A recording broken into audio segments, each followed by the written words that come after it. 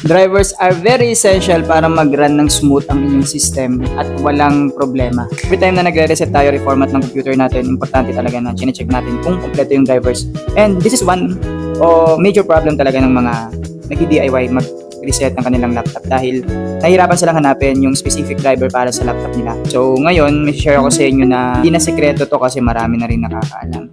Etong Snappy Driver. Isa tong open source na software na pwede nating gamitin. Safe talaga to, libre, madali siyang gamitin actually. Mabilis din yung kanyang website. Accurate yan. Open source siya guys. Download nyo lang to guys sa website nila. Just type nyo lang Snappy Driver. Lalabas agad yan. Down and click nyo lang tong download. Extract nyo lang siya. Run nyo lang tong exe file niya. Yeah. So pag nag-run na yan, ito na yung kalalabasan yan. Tapos, kung nagmamadali kayo, mag-scan lang kayo guys. Huwag nyong download yung full driver kasi nasa 50 gig yan. Pero kung specific driver lang ang kailangan ninyo, piliin nyo lang yung driver na dapat nyo i-download. Scan nyo lang. Tapos kung ano lang yung hinihingi ng system nyo, yun lang i-download ninyo.